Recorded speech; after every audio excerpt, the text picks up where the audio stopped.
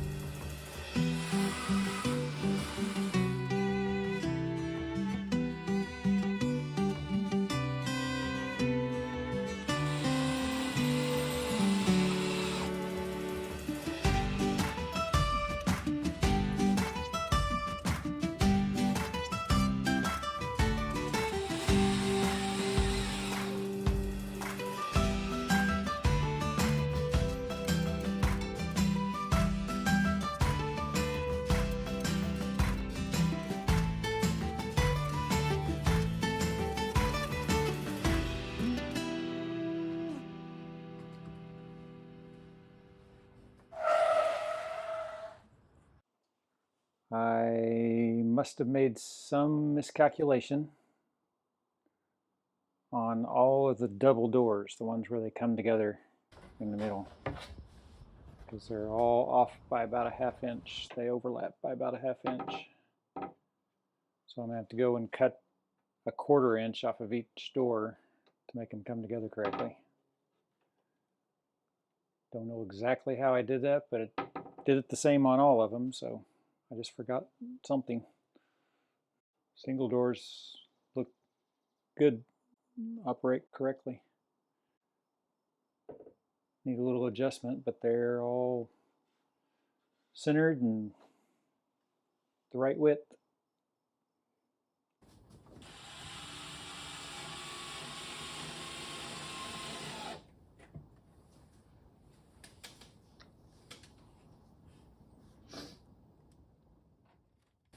What's happening with this last cabinet, Charles? Well, if this door had been full height, when you opened it, it would have hit right about here, hit this rafter.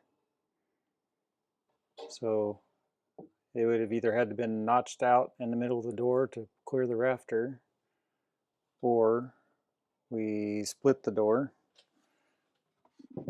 and this upper one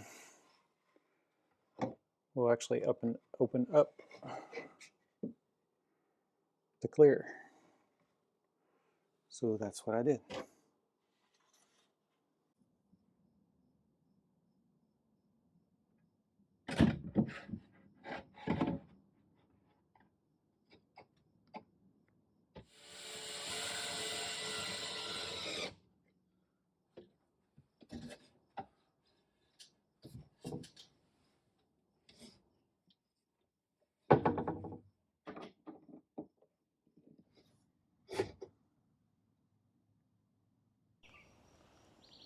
Good morning. It's the beginning of June, so it's been 2.5 months since we've gotten back from our adventures in Arizona, and One of the things that we're enjoying most about being back home is getting to know our property better every year. Unfortunately, sometimes that means getting to know the mosquitoes and black flies and ticks a bit better than we'd like. But let's talk about the bluebirds for a moment. We didn't even meet them the entire first year we were here. Then we heard them in very early spring last year, and Charles dropped what he was doing to build a couple of nest boxes for them. We put those boxes as far apart as we possibly could. One is way up on the top of the hill in the clearing above the solar array, and the other one is down on the septic system behind the yurt. And that's almost, but not quite, 300 feet apart. In other words, not quite far enough away to have two sets of bluebirds because they're very territorial. But last spring, they fledged 2 babies in the box at the top of the hill. Then they moved down to the other box below the yurt and fledged a few more babies, although we didn't get a chance to see how many. Of course, we can't be completely certain that it was the same pair, but it sure seemed like it. Well, this year, whether it's the same pair or not, we've got a nest again at the top of the hill for the spring.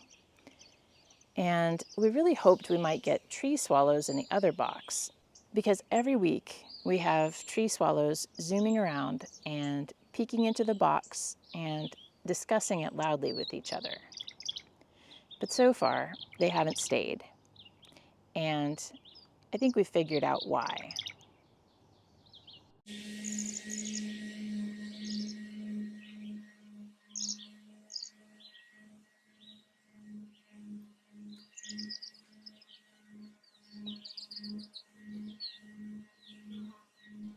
So, as far as we can tell, one perfect little nest box is not enough for this bluebird pair.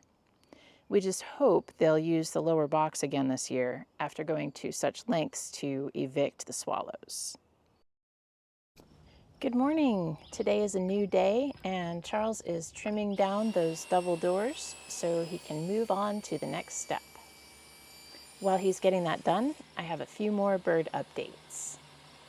Let's start with the bad news first.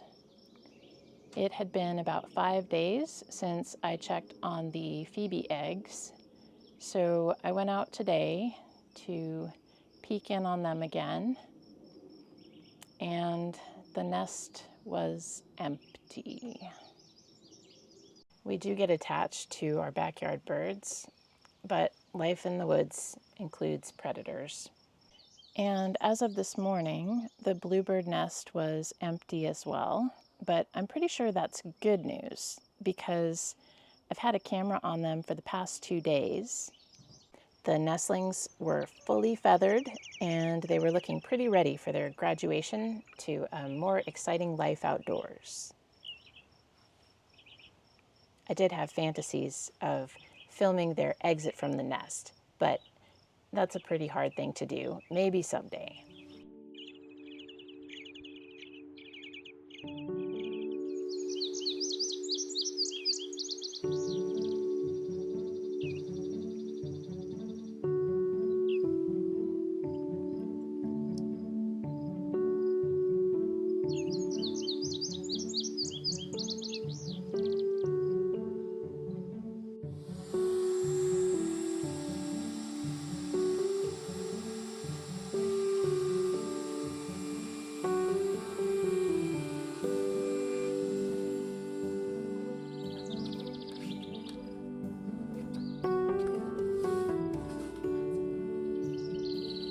Now we can move on to the news of the new faces in the neighborhood. The truth is, last spring, Charles put up more than just bluebird boxes and a bat house. He also built 2 little wren houses and one great big box designed especially for a funny-looking bird called the great crested flycatcher. Yesterday, we met a pair of house wrens who appeared out of nowhere the male singing as though he belonged here, and within hours of their arrival, they had started putting sticks in one of the boxes.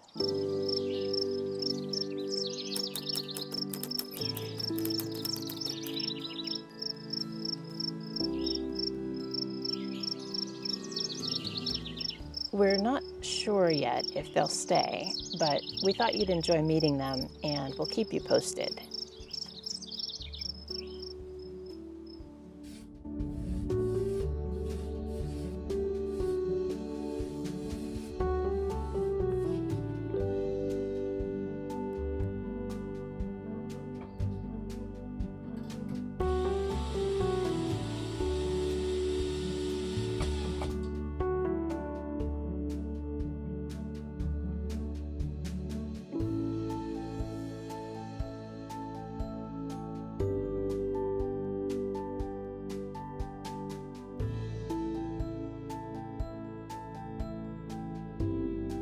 Need adjusted again as it dries.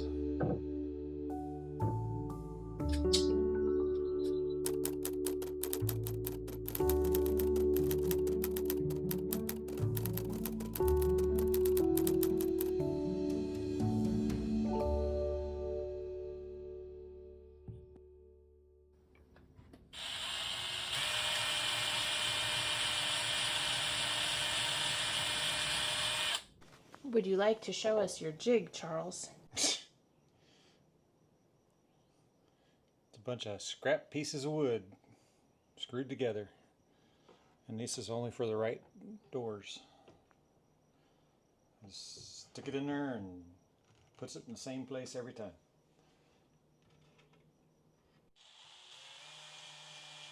What do you do about the left doors? I'll have to turn this over and switch this side to go to the other side.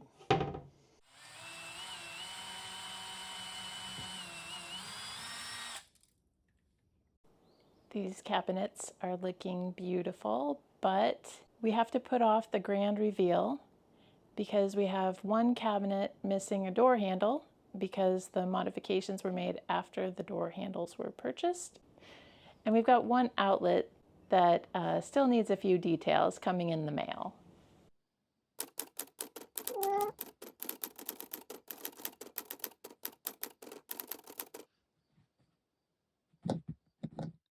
Good afternoon. Charles is working on plumbing today. He's getting the kitchen faucet hooked up right now.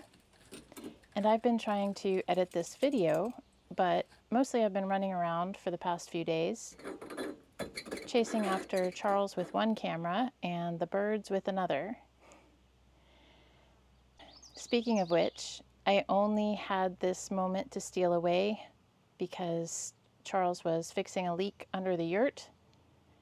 So I better go after him. I think he's gone back in to finish the faucet.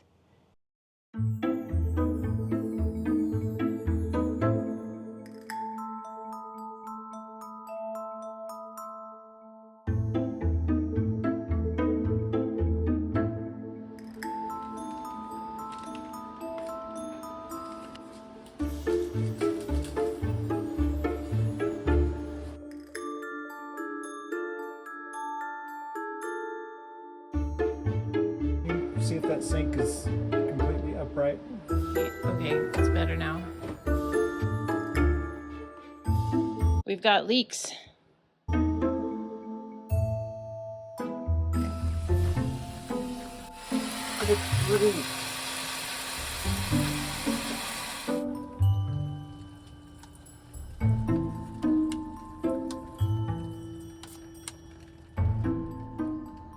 So, why do we have leaks? Well, this morning, Charles was working on our persistent blue bathtub problem. The acidic rainwater is leaching the copper pipes.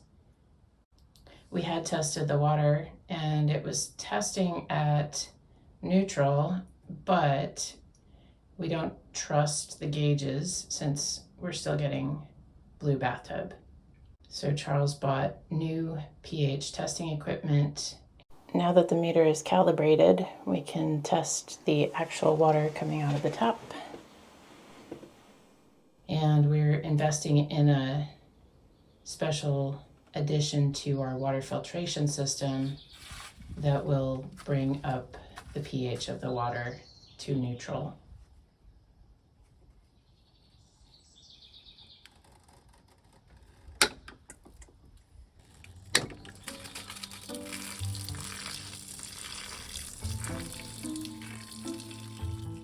But hopefully, after adding a calcite pH neutralizer to our water filtration system, it should become neutral, fingers crossed, and no more blue bathtub.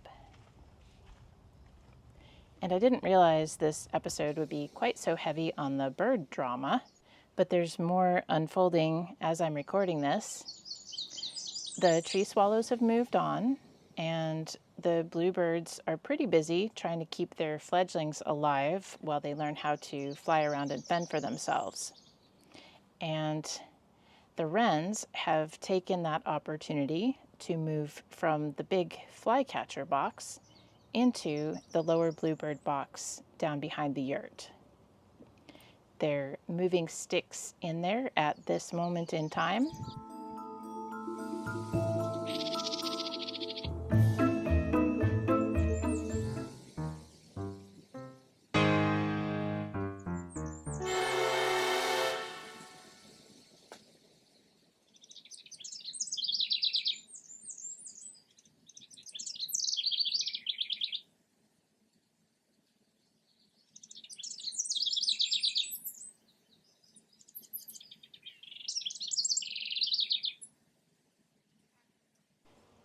One thing you should know about Charles is that he doesn't wait for the camera. He just goes right on working.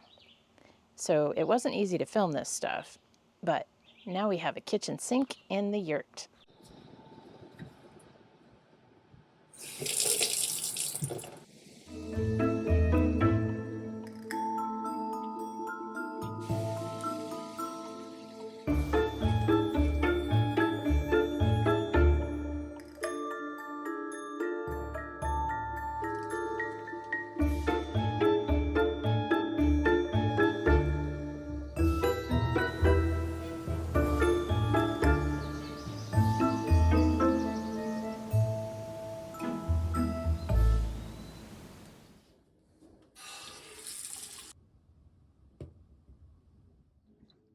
It's above neutral. Barely above, which is good, yeah. Really?